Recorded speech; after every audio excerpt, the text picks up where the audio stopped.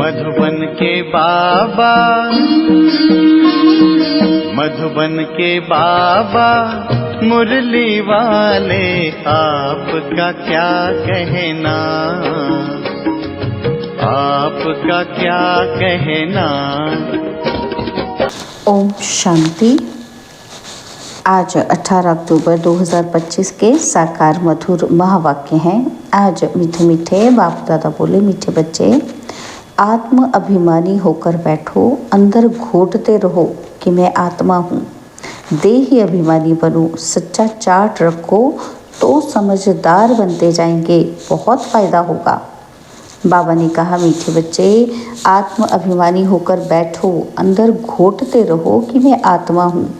देही अभिमानी बनो, सच्चा चार्ट रखो तो समझदार बनते जाएंगे, बहुत फायदा होगा। बाबा ने आज प्रश्न पूछा कि बेहद के नाटकों को समझने वाले बच्चे किस एक लॉ को अच्छी रीति समझते हैं। उत्तर में बाबा ने समझाया कि ये अविनाशी नाटक है। इसमें हर एक पाठधारी को पाठ बजाने अपने समय पर आना ही है।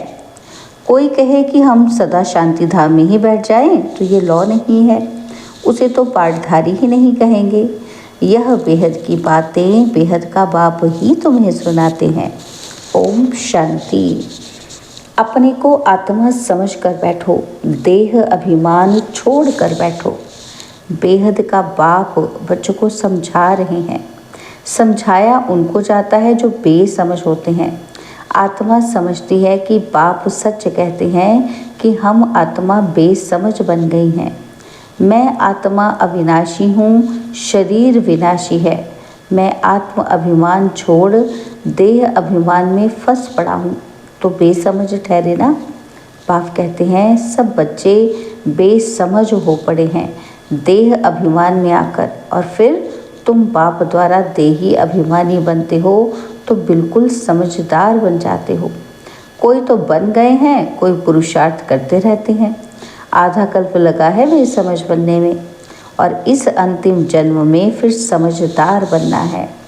आधा कल्प से बेसमझ होते होते 100% बेसमझ बन जाते हैं। देह अभिमान में आकर ड्रामा प्लान अनुसार तुम गिरते आए हो। अभी तुमको समझ मिली है, फिर भी पुरुषार्थ बहुत करना है, क्योंकि बच्चों में दैवी गुण भी चाहिए। बच्चे जानते हैं कि हम सर्वगुण संपन्न 16 कला संपूर्ण थे, और फिर इस समय निर्गुण बन पड़े हैं। कोई भी गुण नहीं रहा है। तुम बच्चों में भी नंबरवार पुरुषार्थ अनुसार इस खेल को समझते हैं। समझते समझते भी कितने वर्ष हो गए हैं, फिर भी जो नए हैं वो अच्छे समझदार बनते जाते हैं, औरों को भी बनाने का पुरुषार्थ करते हैं। कोई ने तो बिल्कुल नहीं समझा है, बेसमझ के बेसमझ ही हैं। बाप आए ही हैं समझदार बनाने। बच्चे समझते हैं कि माया के कारण हम बेसमझ बने हैं। हम पूज्य थे तो समझदार थे, और फिर हम ही पुजारी बन बेसमझ बने हैं। आदि सनातन देवी देवता धर्म प्राय लोप हो गया है। इनका दुनिया में किसी को पता ही नहीं है। यह लक्ष्मी नारायण कितने समझदार थे, राज्य करते थे। बाप कहते हैं तत्वम, तुम भी अपने लिए ऐसे समझो। यह बहुत बहुत समझने की बातें हैं। सिवाय बाप के कोई समझा न सके। अभी महसूस होता है कि बाप ही ऊंच ते ऊंच समझदार ते समझदार होगा ना।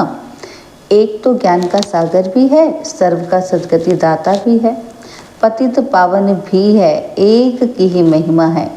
इतना ऊंच ते ऊंच बाप आकर के बच्चे बच्चे कहे, कैसे अच्छी रीति समझाते हैं।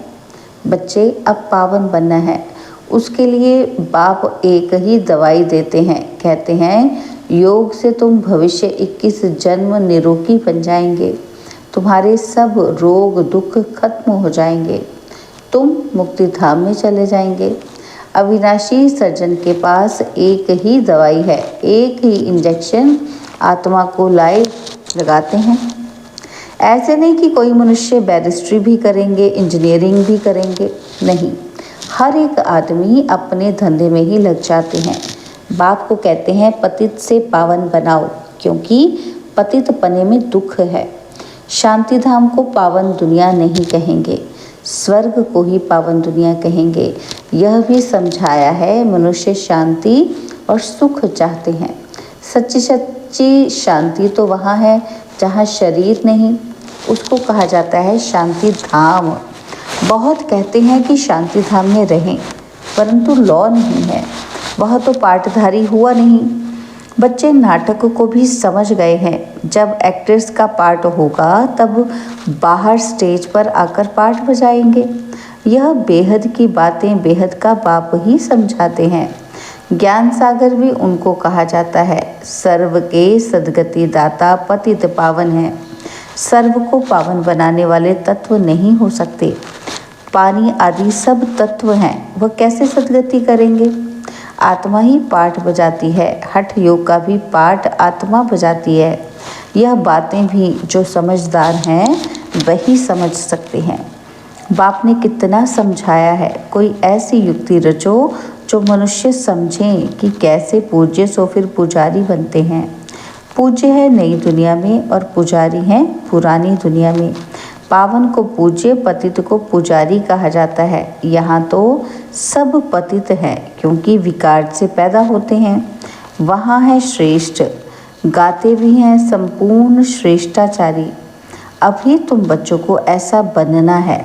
मेहनत है, मुख्य बात है याद की। सभी कहते हैं याद में रहना बड़ा मुश्किल है। हम जितना चाहते हैं याद में रह नहीं सकते। कोई सच्चाई से अगर चार्ट लिखे तो बहुत फ़ायदा हो सकता है। बाप बच्चों को ये ज्ञान देते हैं कि मन मना भव। तुम अर्थ सहित कहते हो, तुम्हारे बाप तुम्हें बाप हर बात यथार्थ रीति अर्थ सहित समझाते हैं। बाप से बच्चे कई प्रकार के प्रश्न पूछते हैं। बाप करके दिल लेने के लिए कुछ कह देते हैं, परंतु बाप कहते हैं मेरा काम ही है पतित से पावन बनाना। मुझे तो भुलाते ही इसलिए हो। तुम जानते हो कि हम आत्मा शरीर सहित पावन थी। अभी वही आत्मा शरीर सहित पतित बनी है। 84 जन्मों का हिसाब है ना। तुम जानते हो कि अभी ये दुनिया कांटों का जंगल बन गई है। यह लक्ष्मी नारायण तो फूल है ना, उन्हों के आगे कांटे जाकर कहते हैं आप सर्वगुण संपन्न और हम पापी कपटी हैं। सबसे बड़ा कांटा है काम विकार का। बाप कहते हैं इस पर जीत पहन जगत जीत बनो। मनुष्य कहते हैं भगवान को कोई न कोई रूप में आना है, भागीरथ पर विराजमान हो आना है। भगवान को आना ही है पुरानी दुनिया को नया बनाने। नई दुनिया को सतो प्रधान और पुरानी को तमो प्रधान कहा जाता है। जबकि अभी पुरानी दुनिया है तो ज़रूर बाप को आना ही पड़े। बाप को ही रचयिता कहा जाता है। तुम बच्चों को कितना सहज समझाते हैं, कितनी खुशी होनी चाहिए। बाकी किसी का कर्म भोग का हिसाब किताब है, कुछ भी है वो तो भोगना ही है। इसमें बाबा आशीर्वाद नहीं करते हैं। हमको बुलाते ही हो कि बाबा आकर हमको वर्षा दो। बाबा से क्या वर्षा पाना चाहते हो? मुक्ति, जीवन मुक्ति का। मुक्ति जीवन मुक्ति का दाता एक ही ज्ञान सागर बाप है, इसलिए उनको ज्ञान दाता कहा जाता है। भगवान ने ज्ञान दिया था, परंतु कब दिया, किसने दिया, ये किसी को पता नहीं है। सारा मुझारा ही इसमें है। किसको ज्ञान दिया ये भी किसी को पता नहीं है। अभी यह ब्रह्मा बैठे हैं, इनको मालूम पड़ा है कि हमसो नारायण था, फिर 84 जन्म भोगे। यह है नंबर 1 में। बाबा बतलाते हैं मेरी तो आँख ही खुल गई। तुम भी कहेंगे हमारी तो आँखें ही खुल गई। तीसरा नेत्र तो खुलता है ना। तुम कहेंगे हमको बाप का सृष्टि चक्र का पूरा ज्ञान मिल गया है। मैं जो हूँ जैसा हूँ मेरी आँखें खुल गई हैं। कितना वंडर है। हम आत्मा फर्स्ट हैं और फिर हम अपने को देह समझ बैठे। आत्मा कहती है हम एक शरीर छोड़ दूसरा लेता हूँ, फिर भी हम अपने को आत्मा भूल देह अभिमानी बन जाते हैं। इसलिए अब तुमको पहले पहले ये समझ देता हूँ कि अपने को आत्मा समझ बैठो। अंदर में ये घोटते रहो कि मैं आत्मा हूँ। आत्मा ना समझने से बाप को भूल जाते हो, फील करते हो बरोबर हम घड़ी घड़ी देह अभिमान में आ जाते हैं। मेहनत करनी है, यहाँ बैठो तो भी आत्म अभिमानी होकर बैठो। बाप कहते हैं तुम बच्चों को राजाई देने आए हैं। आधा कल्प तुमने हमको याद किया है। कोई भी बात सामने आती है तो कहते हैं हाय राम, परंतु ईश्वर व राम कौन है ये किसी को पता नहीं। तुमको सिद्ध करना है। क्या सिद्ध करना है? कि ज्ञान का सागर, पतित पावन, सर्व का सद्गति दाता, त्रिमूर्ति परम पिता परमात्मा शिव है। ब्रह्मा विष्णु शंकर तीनों का जन्म इकट्ठा है। सिर्फ शिव जयंती नहीं है, परंतु त्रिमूर्ति शिव जयंती है। तो ज़रूर जब शिव की जयंती होगी तो ब्रह्मा की भी जयंती होगी। शिव की जयंती मनाते हैं, परंतु ब्रह्मा ने क्या किया? लौकिक, पारलौकिक और यह है अलौकिक बाप। यह है प्रजापिता ब्रह्मा। बाप कहते हैं नई दुनिया के लिए ये नया ज्ञान अभी तुमको मिलता है और फिर प्रायलोप हो जाता है। जिसको बाप रचता और रचना का ज्ञान नहीं तो अज्ञानी ही ठहरे ना। अज्ञान नींद में सोए पड़े हैं। ज्ञान से है दिन और भक्ति से है रात। शिवरात्रि का अर्थ भी नहीं जानते, इसलिए उनकी हॉलीडे भी उड़ा दी है। अभी तुम जानते हो कि बाप आते ही हैं सबकी जोत जगाने। तुम ये बत्तियां आदि जगाएंगे तो समझेंगे इनका कोई बड़ा दिन है। अब तुम जगाते हो अर्थ सहित, वो लोग थोड़े समझेंगे। तुम्हारे भाषण से पूरा समझ नहीं सकते। अभी सारे विश्व पर रावण का राज्य है। यहाँ तो मनुष्य कितने दुखी हैं। रिद्धि सिद्धि वाले भी बहुत तंग करते हैं। अखबारों में भी पढ़ता है कि इनमें इविल सोल है, बहुत दुख देते हैं। बाबा कहते हैं इन बातों से तुम्हारा कोई कनेक्शन नहीं।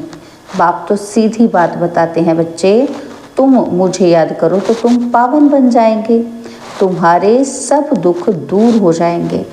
अच्छा, मीठे मीठे सिकिलते बच्चों प्रति माता पिता बाप दादा का याद, प्यार और गुड मॉर्निंग।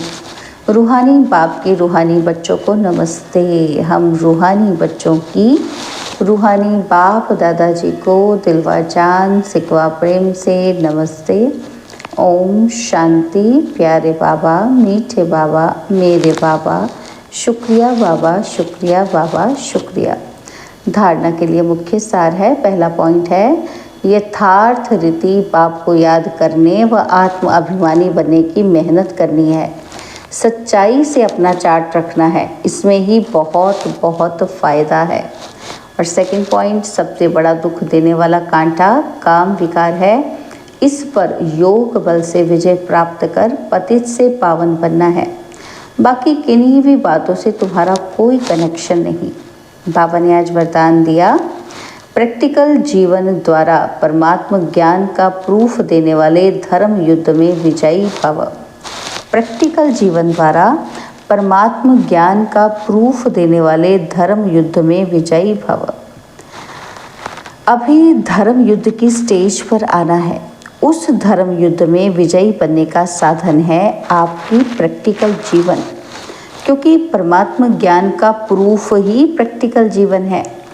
आपकी मूर्त से ज्ञान और गुण प्रैक्टिकल में दिखाई दें, क्योंकि आजकल डिस्कस करने से अपनी मूर्त को सिद्ध नहीं कर सकते, लेकिन अपनी प्रैक्टिकल धारणा मूर्त से 1 सेकंड में किसी को भी शांत करा सकते हो।